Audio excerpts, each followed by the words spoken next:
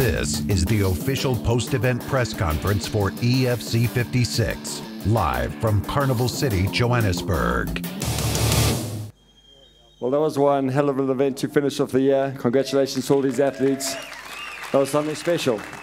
Performance bonuses are awarded to Kasim Kusu for the epic flyweight clash and to Danela Elisov for the unbelievable comeback, plus Jackie Trosia for a huge win, and BK, what a debut. And the fight of the night is to the middleweight clash between Dricus du Plessis and Rafael Huarte. This first question's for Dricus du Plessis. Dricus, you wanted this fight to establish yourself as the best in the EFC. Does this win validate that claim? Yeah, well, that's why I wanted this fight, to prove that weight division, I don't consider myself the best in my division. I do consider myself the best wherever I fight. And yeah, hopefully it did. It's not up for me to decide. It's obviously the guys who enjoy the fight, the fans, and it's up for them to decide. You had a bit of an altercation yesterday with Yannick Bahati backstage, and you've just beaten the #1 middleweight contender. Is that a fight that you'd like next year in 2017? I mean, who hasn't had an altercation with this hook? He's a complete twat.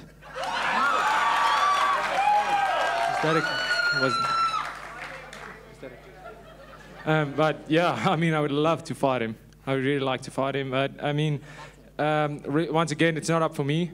It's the matchmaker and the fans. I mean, you guys. It's you have to make your voices heard if you want me to fight this oak. That's what you have to say. So, I'm sure the company wants your opinion on that, and that's what they want to hear. They want to hear what fight you guys want to see. So if you guys want to see that fight, no swearing, mate. No swearing. What? Calm down, mate. Calm down. All right. But yeah, so yeah, I would obviously like to fight him. I mean, look at him.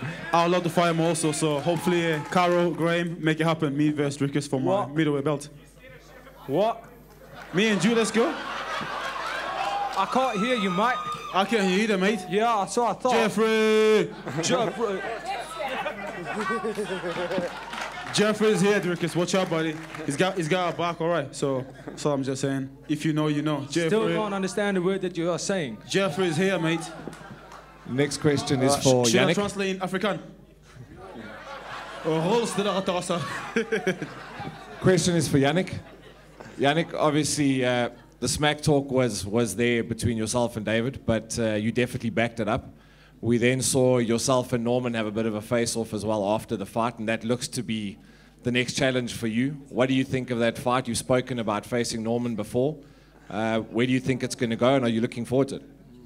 At the moment, really, I'm not really interested in fighting Norman. I was only interested in fighting Norman only for his light heavyweight belt. Honestly, I'd rather fight either Dricus or move up and fight the winner out of Opperman and Dacia. That's my personal opinion, to be honest. I'm just talking the truth. Next question is for Azzy Thomas. Azzy, you train out of Hammer, which is a pretty pure jiu-jitsu gym. Do you think people were surprised by your ground game tonight? We keep talking about you as a boxer and Commonwealth boxer, but you really showed a great ground game tonight. You know, I hadn't trained for the last 8 months. I'm going to be totally bluntly honest with you. That's the truth. I didn't train. I've been concentrating on my business and my life, personal life. I've got that in order now. I've got my gym up running for my people back home. And now I'm training properly. I'm training every day. Before, I was just hitting the bag in the pub, basically, you know. And you can't do that at this level. I learned that in the last 2 fights, you know. So I'm taking this game serious. You're going to see massive improvements in my game, not just in my stand-up, but my ground game. Working likes of Dave Falkland, who's a quality ground teacher. So yeah, that's basically it. Next question is to Iga Cabeza. Iga, congratulations, 8-0, and still undisputed. Well done. Thank you. So I suppose the big question is, what's next for Iga Cabeza? The logical discussion is obviously Danny Henry. He's already tweeted he's going to see you in March. But do we possibly see a matchup with you and Boyd Allen? First, I just want to say glory to the Lord. Thank God for all the blessings He's given me. And then the way forward for me is in Kyro's hands. He puts whatever he puts in front of me. I just walk past him. That's what I do. And if it can be whoever it is, I respect a lot of athletes, and if I have to go up against them, I will. And yeah, Kyrie's got the power to that. Yeah, I mean, Iggy's a great champ, and Boyd Allen's a great ex-champ, and I think those guys are considered the two top in the division. It's a fight that we'd all love to see. Sure, Danny Henry's right up there as well. Exciting division. Drickus, again, congratulations for this evening. Now, obviously, we've had the talks about you and Yannick fighting. Pound for pound, you've now got to be considered easily top two, possibly the top in the EFC at the moment, considering your career up to date. What is the bigger picture in your career? What are you looking at achieving that you haven't achieved yet? Is there anything bigger than where you are now? Thank you very much. I really want to, I mean, it sounds crazy to say it here where I'm sitting right now, and it might sound ridiculous to a lot of people, but I truly want to be the greatest MMA fighter of all time. That's where I see myself. I want to be the best fighter the world's ever seen. And I really feel if that's not your aspirations, you're wasting your time.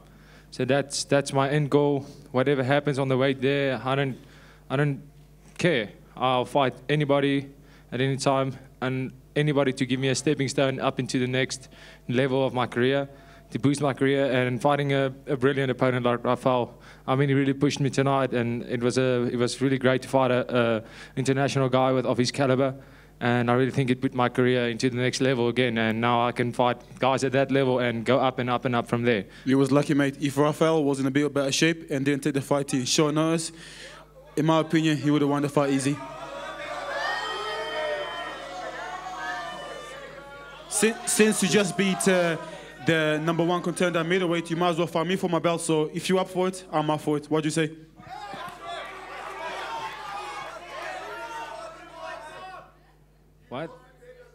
What did you say you want to fight me? Can I fight you for that belt? You just beat Rafael. You say you want to be the best. You want to say you want to move up. The next weight class up is middleweight. So you just beat the #1 contender, Rafael. In my opinion, if Rafael didn't take the fight in short notice, it would have been you. So that's what I'm just saying. So. Okay. This next question is from Martin. I think you're trying to say he wants me to fight him for the belt, because I couldn't hear properly. But do you want me to fight? I think I want to fight for 2 belts. That would be great. So definitely, let's do it. I'll definitely fight you for your belt, man. Let's go. I'm on for it. I'm on for it. This next question is for Martin.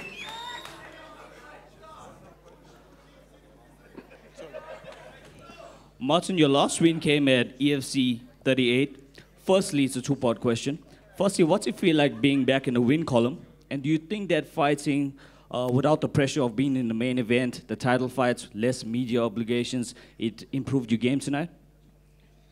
You know, I was very comfortable tonight. The media and stuff doesn't bother me really. For some reason tonight, the fight just felt very comfortable. The last 2 fights were both title fights. They were big fights. A lot of pressure was put on me. You know, I fought big guys, so for me to drop down lightweight was the better move, and I felt a lot more comfortable here than I've ever felt. Can I just follow up on that? Now that this fight was at a catch weight and it initially supposed to be at lightweight, any fighters in the division you're looking at calling out to spice things up? Look, I'm not here to call anybody out. I'm here to just enjoy this journey, you know. It's a new weight division for me. I fought a catch with 72, so I've got 2 more kilos to drop, which I should make comfortably.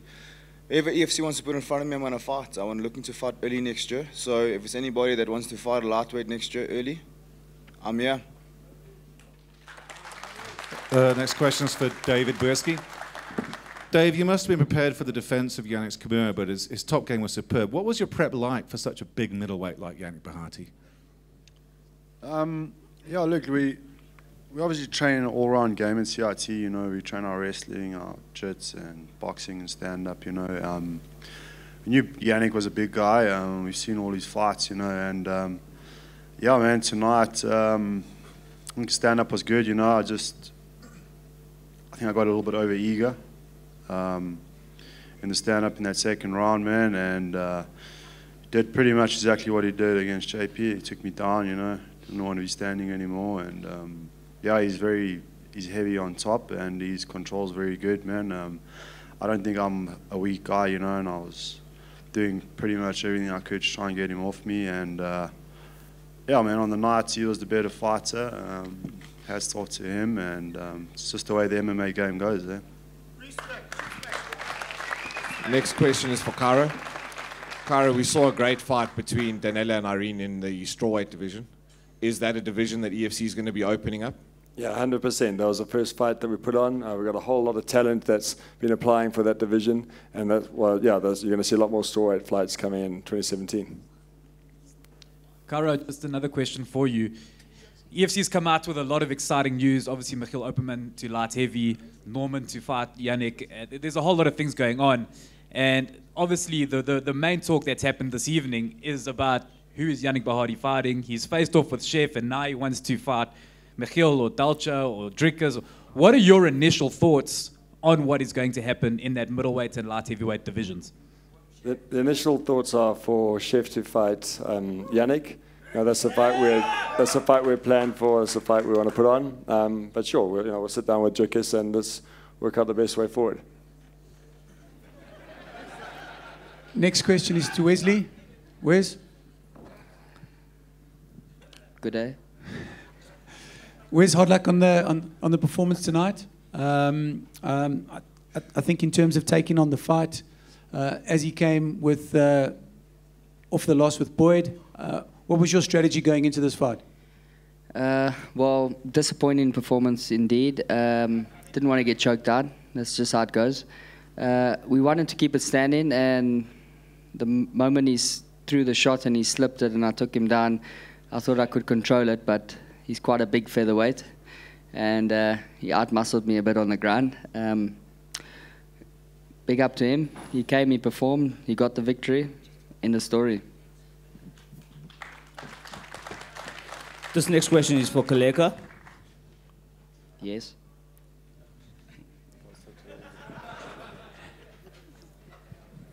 Kaleka, this is your first fight up in Johannesburg. You usually used to fighting down in Cape Town. Do you think you had a problem with the altitude, higher altitude, that you were maybe not enough in the gas tank? What seemed to went wrong for you? No, it's not about that.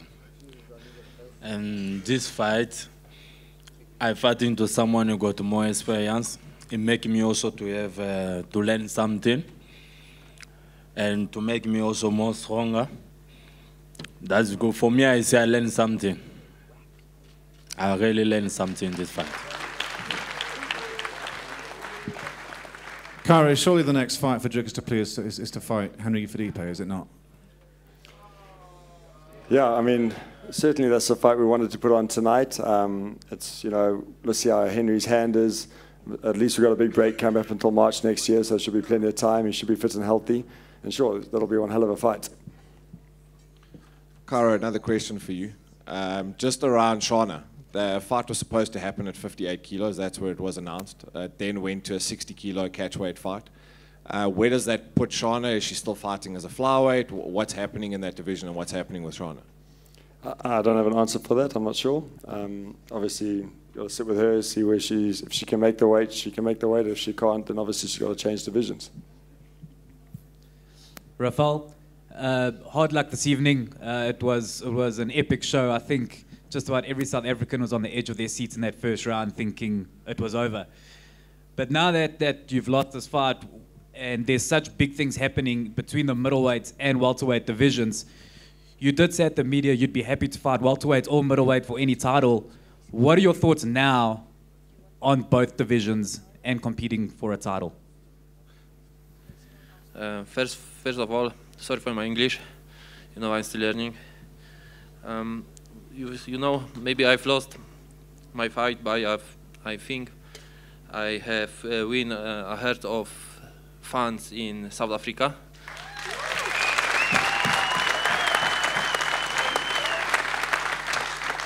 Jikus is very tough opponent, hard head. You think? I think I win first round, but in second I have out of gas completely. I don't know what's happened. Maybe this attitude. I don't know. Next time I will be better prepared. And I still, I still waiting for my title shot. I think I deserve it. Maybe in middleweight after fight with Bahatichev. Maybe in the welterweight, I put this in hands of Cairo.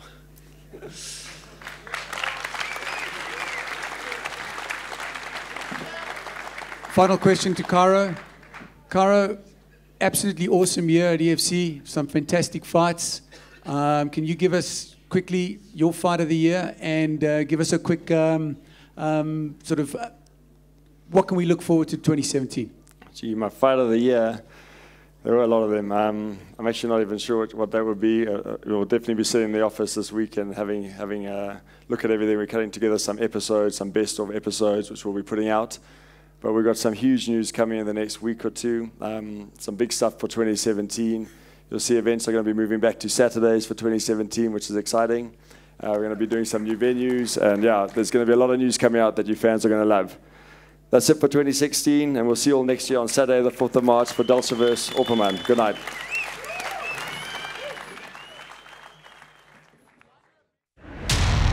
On the 4th of March, the beast from the DRC, champion Dolce, defends his light heavyweight title against the dark horse, Michiel Opperman.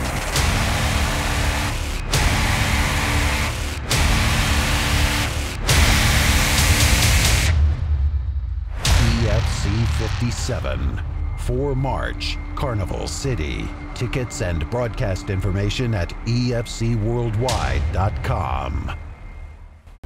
EFC 56, proudly brought to you by Superbets, the ultimate in sports betting, in association with 7 Stars Energy Drink, the exclusive energy drink of the Extreme Fighting Championship, Super Crush, the leading crushing and mining contractors, RDG, Rex, Diff, and Gearbox, proudly bringing you the Hexagon Girls, Constantia Insurance, insurance made personal, Aquavita Mineral Water, pure hygienic mineral water, Adidas Combat Sports, the global leader in combat sports equipment and apparel, and Carnival City, your ultimate carnival experience, with special thanks to the following partners.